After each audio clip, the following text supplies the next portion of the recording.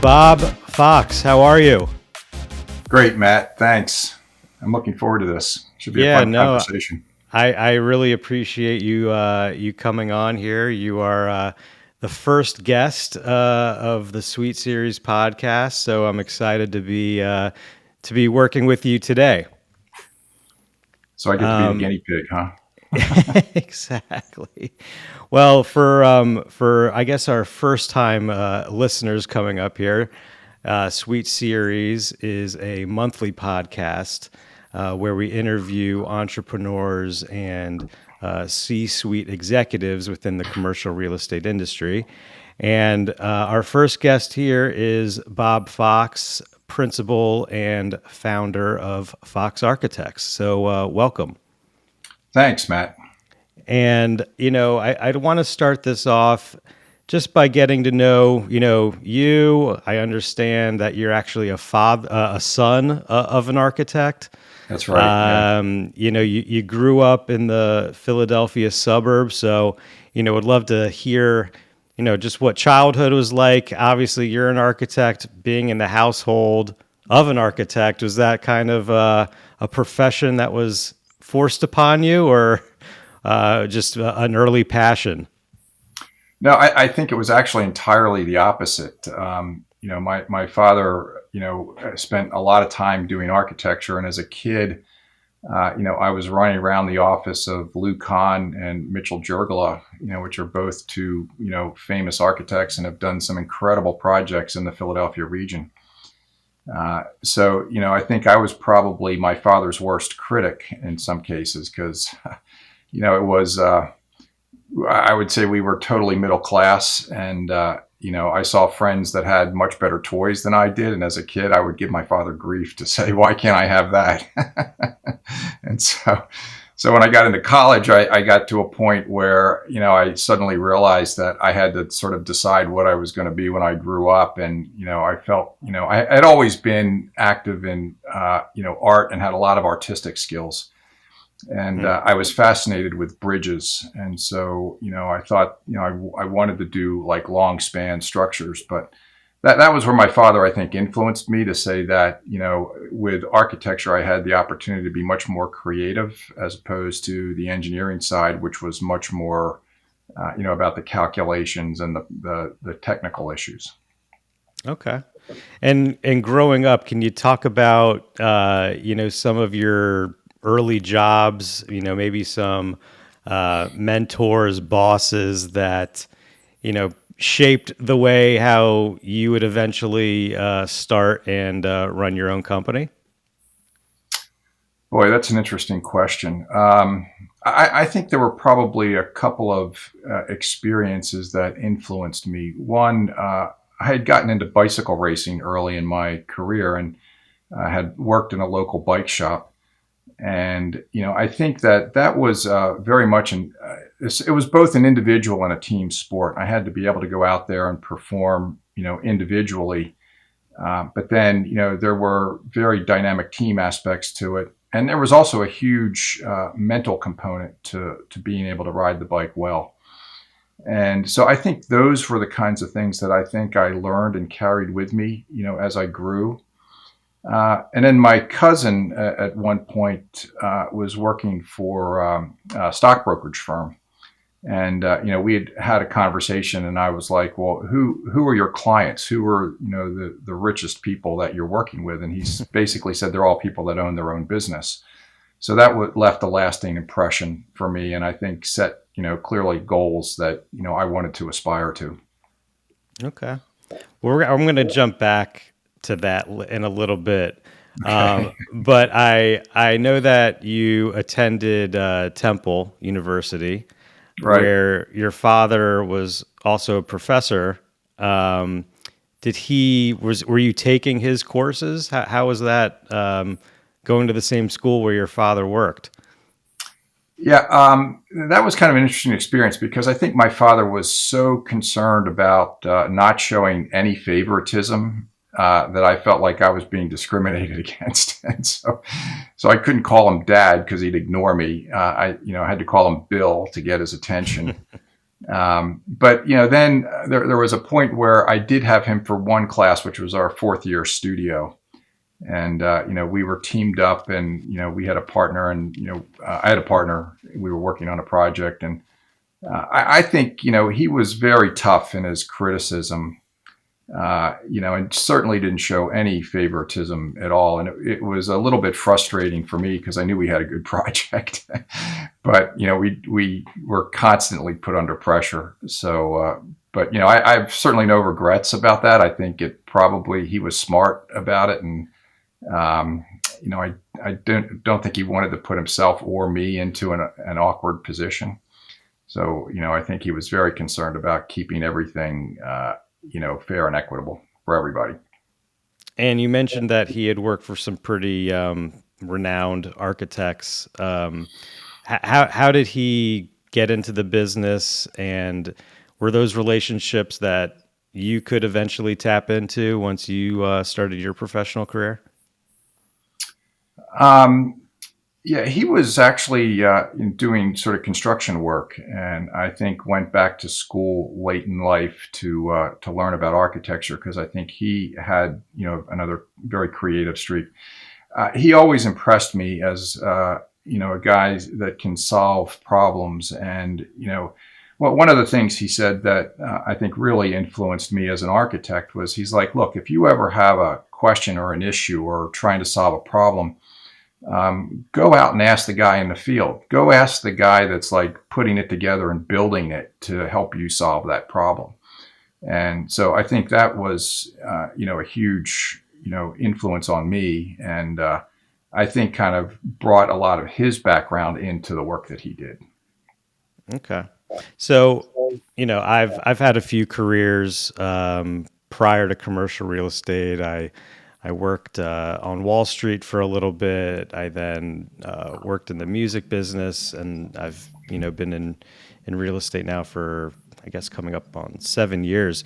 And some things that I look back on, and I know you talked a little bit about some of your mentors and lessons learned, but I also think it's almost as important, if not maybe more important, lessons that you've learned on what not to do. Were there, any traits or, things that you had gone through early in your career where you were like, man, if there's one day I'm going to be having my business, I would like to do things differently.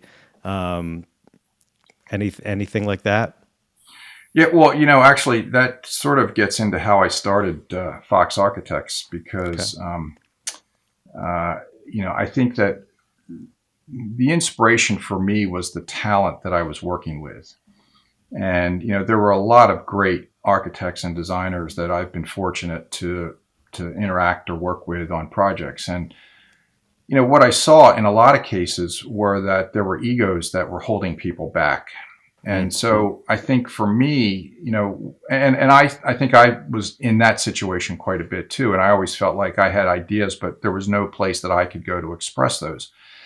And so I think that when I started, Fox Architects, one of the underlying values was to say, okay, this is a place where people can bring their ideas. There is no such thing as a stupid idea, and that we wanted to hash all those things out. And I didn't want to sort of. I didn't want to sort of put a hierarchy to it. It was like the ideas were more powerful than the experience was in some sense. So it was important to get the ideas out and then to have the team dive in, and explore those ideas and vet those ideas and understand what worked and what didn't work. So it was really about unleashing, the talent within the organization to really kind of, maximize the potential that people had. And when you started Fox, did you have a partner or two that helped launch this for you or with you? Yeah, there were two. We were actually part of another firm and then had split off. And so I had two founding partners that started, Brett Flokus and Jim Allegro. They were early on in the formation of that, the initial years of the firm. Okay.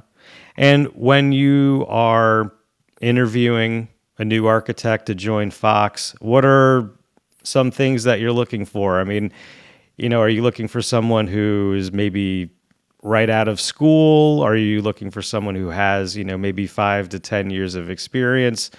I'm sure if you want to kind of talk more about like what the company culture is and, whoever that candidate may be, how they fit into your culture. Like, are there some, maybe call 3 or 4 things that, that stand out to you that, are a must have, when they're coming into the fold? Yeah, I'd say that there are a number of things, and I think architecture is a unique profession in that one, there's an organizational skill in terms of dealing with massive amounts of information. Because if you think about it, we're constantly layering new information about projects. So, the ability to for somebody to demonstrate that they're well organized and can present that information in a coherent manner. Their ability to communicate, is obviously another one. We're talking about ideas and how we want to express those ideas within the architecture or the physical form. So, being able to use the tools, whether it's a pencil or a computer today, to express those ideas is very important. And then, I think there's a design sense, which I think goes back to that sort of organizing element, somebody understanding the materials, the forms, the dimensions, how they're put together.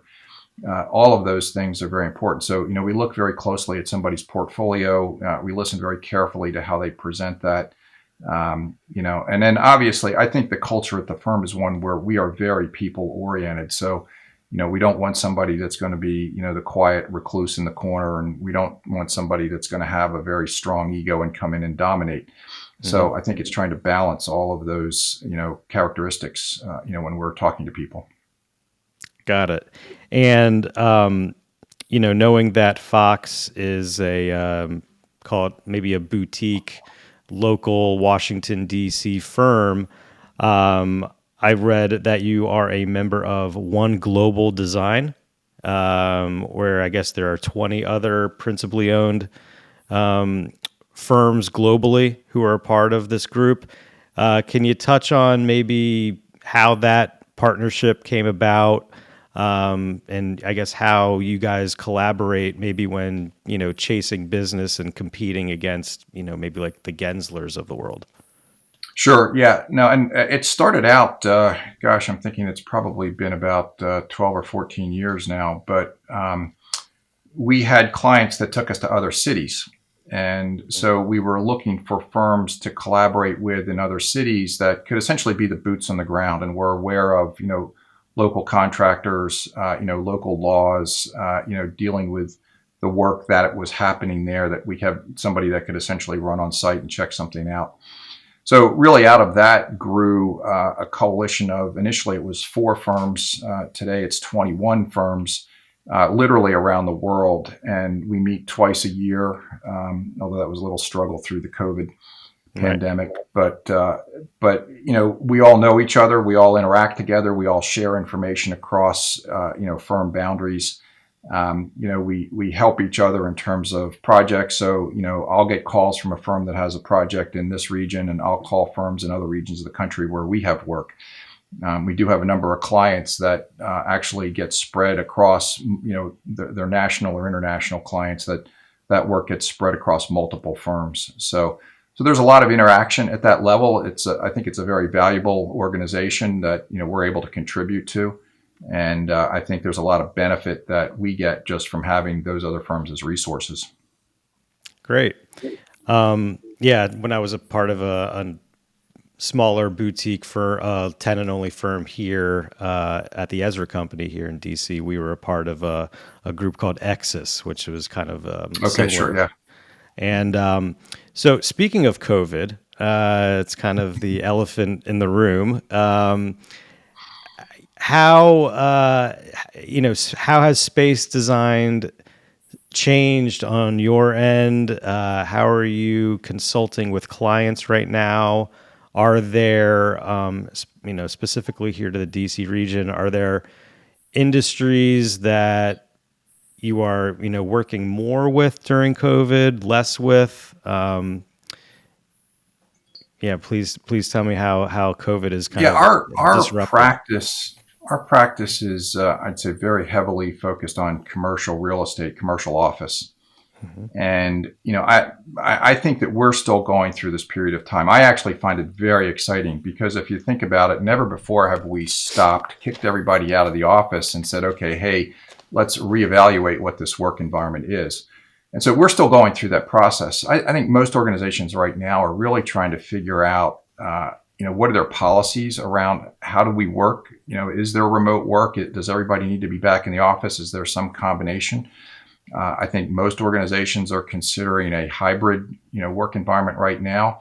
There is no standard definition for what hybrid is, so each organization has to figure that out on their own and define that for themselves. Right. I think there's a lot of change management, that's occurring right now in the industry, and I think there's probably still a lot of confusion and anxiety. How are we going to use these work environments?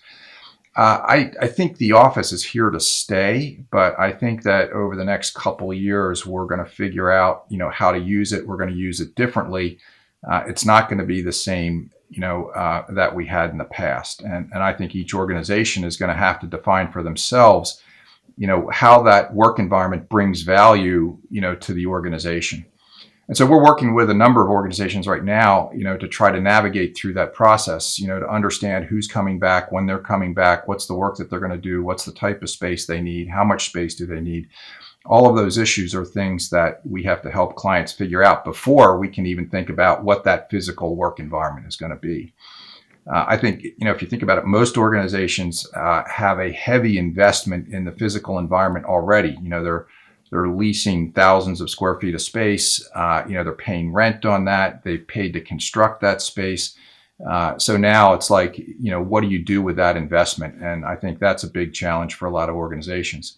The other thing is, you're probably aware of this, but the pandemic, the commercial real estate industry was really insulated from that because of the long-term lease. I think probably 70 or 75% of those leases have not yet rolled. Mm-hmm. I think everybody's going to try to sort of figure out, okay, how much space do we really need? Office space is not cheap.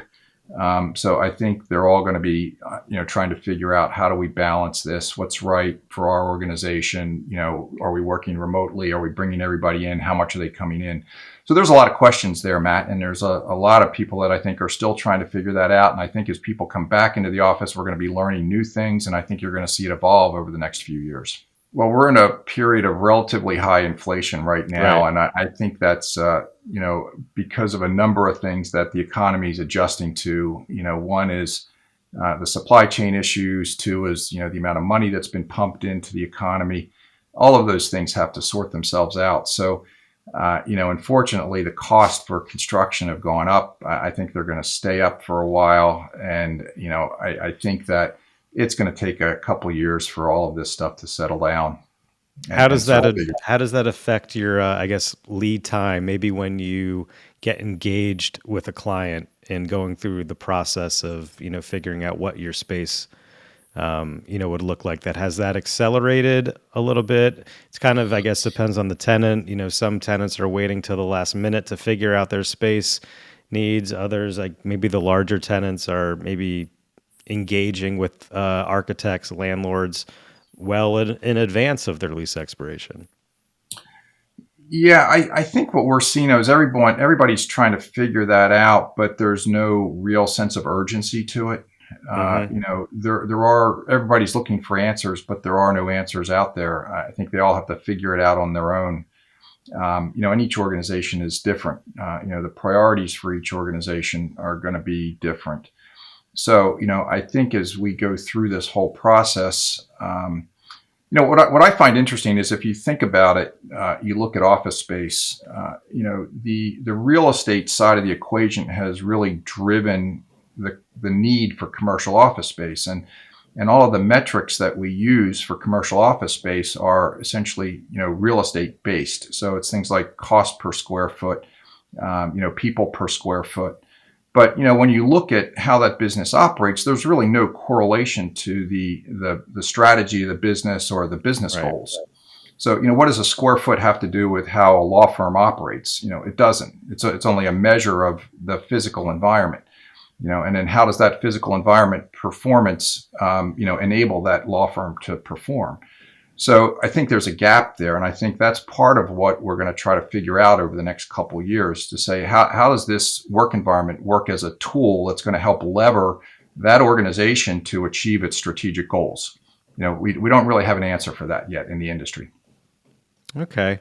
Well, we're starting to get towards the end of our time here, and I want to ask you if you could maybe shine some light on, give me maybe some of your two most favorite projects you've done. Let's call it over the past, maybe go 3 years, a little bit before the pandemic.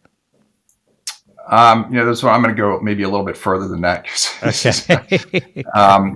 We did the Nuclear Energy Institute, and Okay. that's a project that kind of I think still is close to my heart. But we started out with a tour through a nuclear power plant, and Wow. inside that building, it's down on F Street. We had 3 floors, and there was a stair that went through 3 floors up against the core wall. That core wall was this stainless steel mesh, and behind the mesh were these blue LED lights. So the entire wall had this blue glow to it. And to the common layperson, you walk in there and they think, okay, hey, it's cool, it's a blue glow. But to the people that are associated with the nuclear power industry, they immediately understood that that's the physics. It's called the Cherenkov effect that happens inside the core of a nuclear reactor. Mm-hmm. So, that project really, I think, was powerful from anybody that walked into that space, associated with the nuclear power industry, immediately understood the purpose of the organization and why they were there. So I think that's one of my favorite projects. That's interesting you mentioned that. My grandfather had worked for AMF and building nuclear power plants all around the world, actually, and was also a part of the Manhattan Project. So, Interesting. Yeah, that was nice of you to reference that. So tell me 3 of your favorite restaurants here in DC. Oh my gosh. Hopefully they're still around. I'm hoping. Yeah, no, Founding Farmers. I really like that. I wouldn't say fried chicken's one of my favorite food, but they have the best fried chicken.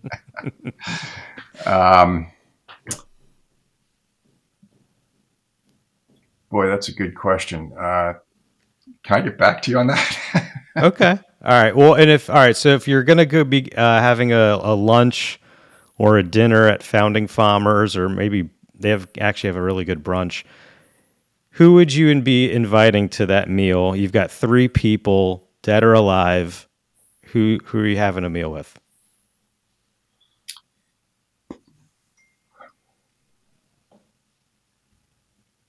Steve Jobs.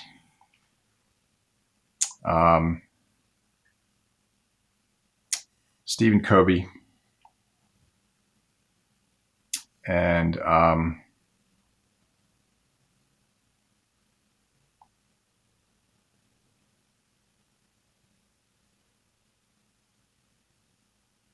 trying to think who was the Prime Minister of England.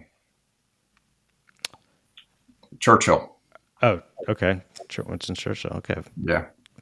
So Winston Churchill. Okay. Those are some good guests. And last question of the interview. If you weren't an architect, what would you do?